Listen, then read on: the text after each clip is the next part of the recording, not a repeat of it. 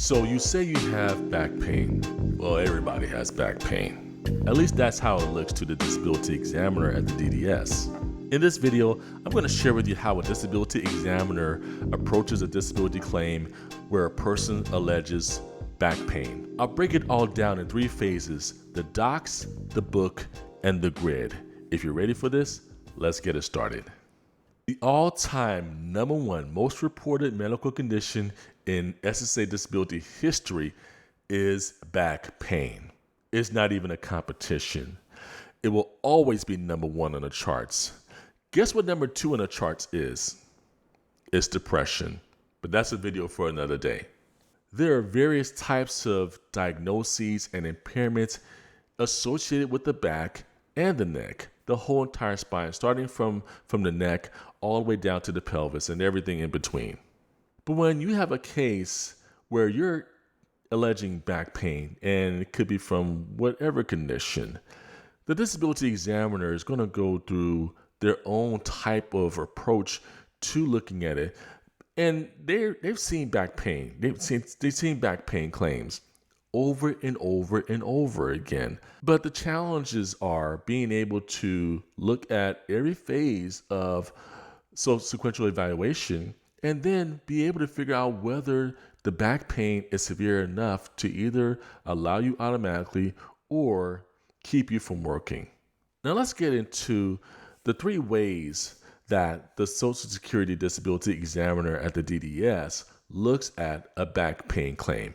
And we're going to go through this in 3 phases: the docs, the book, and the grid. The docs refer to what the examiner is looking for in your medical records. At the DDS, this is called MER. It's the medical evidence of record. And when they're looking at the records, they're looking for specific things. And what's helping them guide their search is the book. But we'll get to the book in a moment. So the first thing that the disability examiner is looking for are exams. They're looking for what the exams show, your physical examinations. Do you have pain on range of motion when you're trying to move your back forward and side to side and so on? Do you have muscle weakness and fatigue? Do you have decreased sensation and reflexes? Those are things that the doctor is going to be able to pick out and really get to understand from an observable place.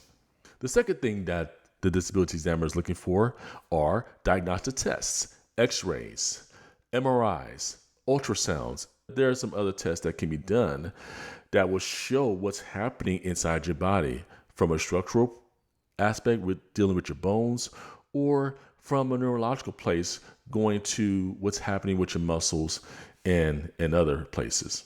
The third thing is response to treatment. You're getting treatment, you're having operations, physical therapy, chiropractic appointments. You may have a TENS unit, epidural shots. How is your response to treatment? And that has a lot of understanding of how your condition is really faring across the board. Medications are a part of that as well. Depends on what kind of medication you're taking. Some are steroidal, some are non-steroidal. The NSAIDs, the non-steroidal inflammatory types of drugs. So those play into the response to treatment. The fourth thing that they're looking for is assistance. Do you need assistance getting around? Do you need a handheld assistive device like a cane? Or do you need a wheeled or seated mobility device like a wheelchair? Do you need to use these assistive devices with one hand or both? Because that has a bearing on how severe your condition is. The last thing the disability examiner is looking for is longitudinal evidence. This is really important because they're looking at how your back condition progresses over time. So is it getting worse over time? Is it getting better over time? Or is it basically staying the same over time? And your medical records, if there's enough of them and it really shows a great picture of how you progressed over time, that will give the examiner a lot of information to go on.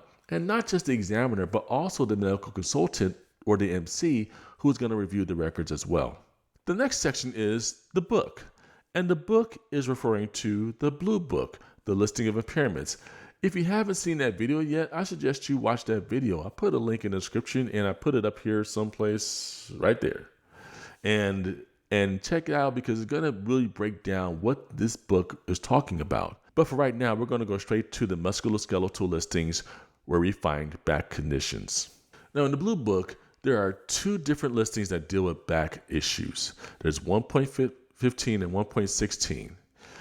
And we're going to focus on 1.15 because it's the less complicated one. Now, in this listing, there are 4 different criteria. There's A, B, C, and D criteria. And they all have to be satisfied in order for you to be an automatic allowance. The key criteria is the C criteria. There needs to be some evidence that there is a nerve root being impinged on. A good example of that is sciatica. You have that shooting pain down your leg because there's a problem in your back. There's a nerve root that's being pushed on or pressed or compressed, and it's causing that radiating pain straight down one of your legs. That's an example of nerve root impingement. Now, the third section of this whole issue of back pain is the grid. And the grid is what the examiner sees with your ability to work. I'm going to try to condense this as much as I can because there's a lot that goes into it. Here's how it looks. The MC assesses what you can do with your back using what's called an RFC, a residual functioning capacity form. And this form gives you a basic exertional base of how much, or in other words, how much you can stand, lift, sit, walk, push, pull, and carry.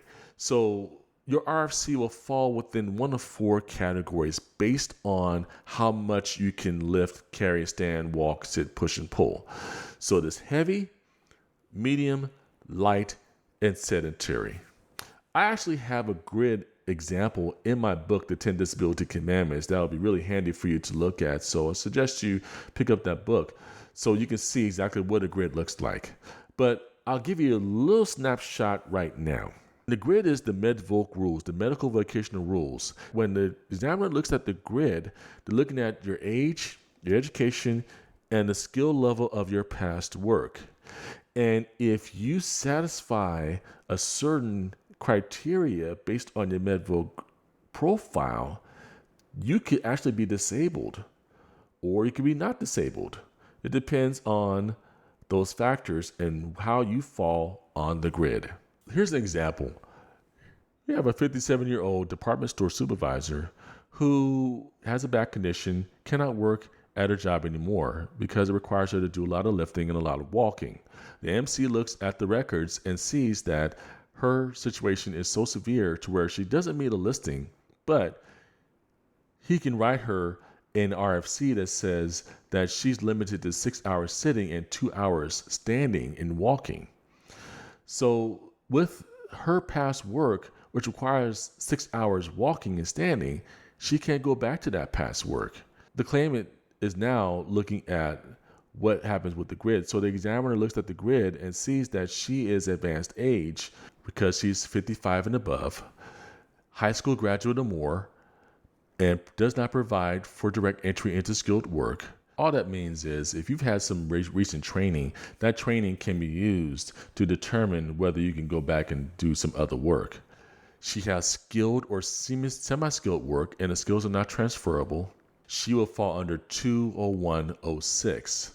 So in this situation, the rules of the MedVoc grid direct a decision of disabled. So that's really how a disability examiner looks at a back claim. And there are so many variations of this, so it's not just to use this example and say, well, I had the same thing that this woman had, and because of that, I should be disabled. That's not the approach to take because as I preach, and I've preached this for decades, every case is not the same. They work on cases on a case-by-case basis. So that wraps it up for how a disability examiner looks at back pain.